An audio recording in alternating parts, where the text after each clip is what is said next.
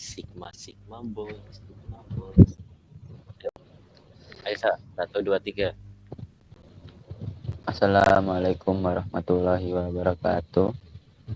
Perkenalkan, nama saya Lintang Isa Mardani dari 24G dengan NIM 24031554104. Di sini saya bersama teman saya yakni Naupal. Silakan perkenalan. Perkenalkan diri, saya Nafat Adik Ramdhani Utafa Putra Yuda dari kelas 24G dengan NIM 2403155547178. Oke, Jadi di sini kami akan mempresentasikan hasil proyek kami selama 2 minggu atau 1 minggu ini yang akan dijelaskan lebih lanjut oleh Mas Noval. oke, jadi di sini cek. Jadi di sini kita menggunakan Docker versi 3.8 dengan service menggunakan container Nginx. Oh, sebelumnya aku pengen kasih perkenalan dulu nih. Jadi di sini kami menggunakan 3 buah top service level ya. Yang pertama ada Nginx, MySQL, dan satu lagi HTML, di mana masing-masing itu adalah sebuah kontainer yang akan disatukan di dalam sebuah kontainer yang besar, yaitu Docker Compose. Jadi kenapa ada Docker Compose ini? Karena Docker Compose ini ada sebagai wadah untuk menyatukan berbagai macam kontainer-kontainer mini seperti kontainer Nginx, kontainer MySQL, dan kontainer HTML yang disatukan di dalam Docker Compose yang dinamakan multi container. Ada lagi menggunakan service Nginx dengan image-nya di latest sambil sambil dengan port 8081 dan networknya web_network dengan volume .nginx default.configuration yang berisi ini adalah sebuah konfigurasi default yang dimiliki oleh Nginx, di mana ini adalah setelan bawaan dari Nginx sendiri. Yang kedua, ini ada nginx_html yang berisi tentang apa sih isi web server kita yang akan kita gunakan nanti setelah kita ubah-ubah, setelah kita customize, atau setelah kita lakukan adjust atau penyesuaian itu, maka terlahirlah Nginx_html ini. Lalu ada restart always. Restart always itu fungsinya buat apa? Jadi fungsinya di sini tuh untuk kalau misalnya nih kita ngejalanin sebuah kontainer dan kita membuat kontainer itu berhenti, maka secara otomatis service yang kita jalankan pun akan otomatis ikut ke restart juga. Jadi fungsinya buat apa sih? Jadi fungsinya biar kayak ketika kalian menjalankan sebuah program, sebuah kontainer, sebuah service itu nggak memakan terlalu banyak memori kalian ketika lupa untuk tidak diberhentikan. Lalu ada health check. Health check itu fungsinya buat apa? Jadi di sini untuk mengecek kesehatan service Nginx, atau kayak berapa lama sih Nginx itu digunakan, atau berapa lama daya tahan atau durability dari Nginx tersebut selama kita jalankan atau kita melakukan proses running. Di sini health check itu memiliki komponen-komponen yang misalnya dapat dilihat di tes. Tes itu apa? Tes itu nanti berisi tentang cara membacanya di mana, di CMD dengan core minf, dengan http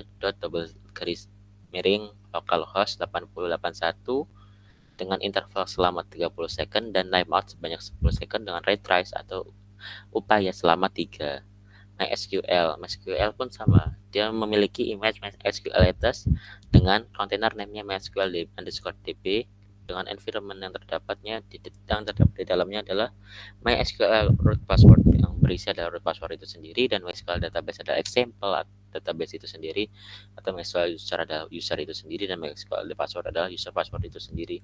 Dengan networknya adalah web_network dengan volumenya adalah .MySQL custom configuration yang berisi adalah MySQL konfigurasi berupa custom default, atau bisa dibilang ini ya customize, tapi dia adalah berupa bawaan dari si MySQL itu sendiri. Yang kedua ada .MySQL init.sql. Nah, ini ketika kita memiliki sebuah database, dan database itu supaya tidak kosong nih, kita harus membuat suatu database secara random yang dapat menjadi suatu output ketika menjalankan si MySQL ini. Jadi kayak makanya kenapa kok ada init. Ini adalah nama dari program SQL yang kita jalankan yang terdapat di Docker entry point min init db. Restart always sama seperti Nginx untuk melakukan proses restarting ketika kontainer telah berhenti. Ceknya adalah di mana? Dibaca di cmd shell dengan MySQL admin ping min localhost dengan interval selama 30 second dan timeout sebanyak 10 second dengan retry sebanyak 3. Dengan network yang dimiliki adalah web_network. Drivernya adalah berupa bridge untuk menjembatani atau mengkonektikan. Lalu kita bisa berubah di init SQL ini. Init SQL ini dia berupa wadah yang akan diisi dengan database custom. Contohnya di sini kita memiliki sebuah values atau sebuah sampel data yang bervalues berupa nama, email, course, atau data pribadi dari para mahasiswa. Data bisa dibaca dan tertera di sini. Selanjutnya ada index.html. Nah, di sini index.html sendiri memiliki beberapa bagian. Ada body, header, main, hingga footer. Header sendiri adalah welcome to my project, powered by Nginx and MySQL, dengan nama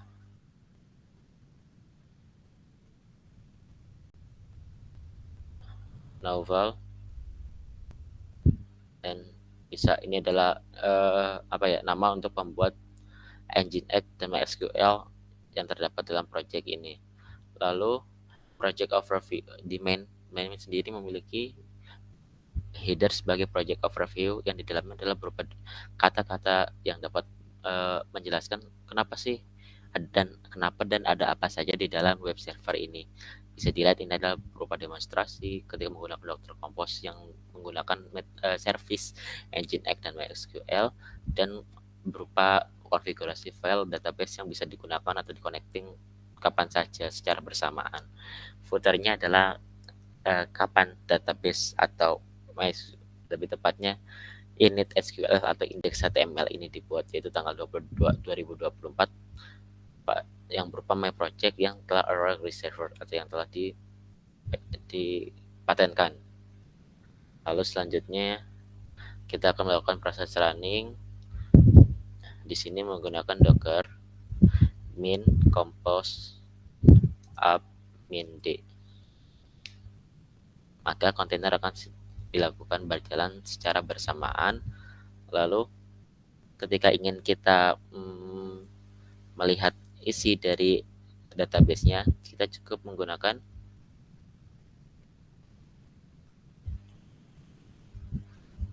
docker exec min it mysql underscore db mysql min u root min p untuk menjalankan database yang kita miliki. Lalu kita memasukkan password yang telah kita buat di VS Code, dan kita telah masuk ke bagian MySQL.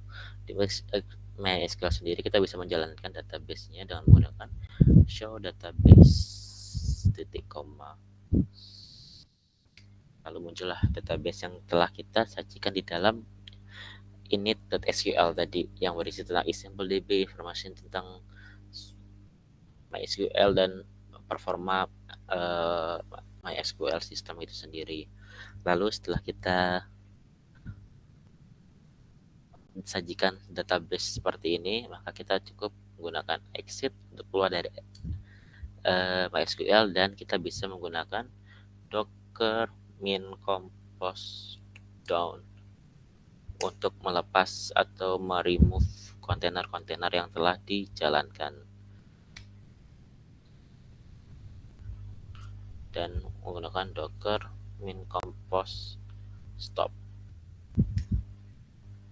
Oke. Jadi setelah seperti ini, maka kontainer-kontainer telah dikembalikan dari yang awalnya multi kontainer menjadi kontainer-kontainer mini sendiri. Lalu kita bisa lihat di sini. Jika kita menjalankan localhost-nya,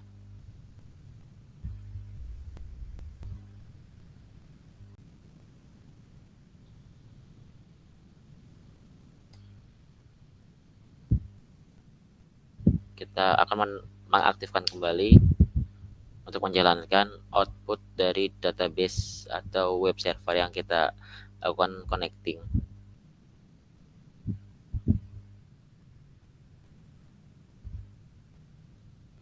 ini sedang dalam proses perunningan dari kontainer yang web server, karena tadi kita udah remove ya, jadi makanya kita nggak bisa connecting ke localhost yang kita tuju. Ini setelah proses running akan kita lakukan proses reconnecting kembali.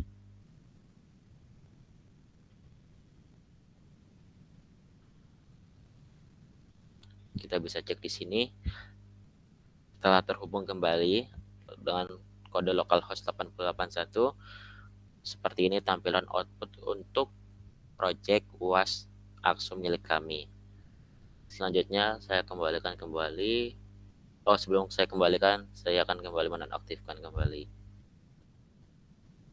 dan mengembalikannya kepada moderator.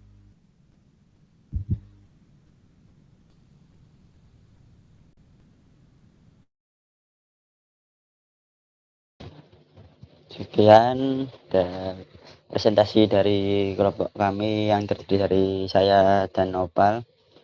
Jika ada salah kata, kurang lebihnya mohon maaf sebesar-besarnya. Terima kasih. Wassalamualaikum warahmatullahi wabarakatuh.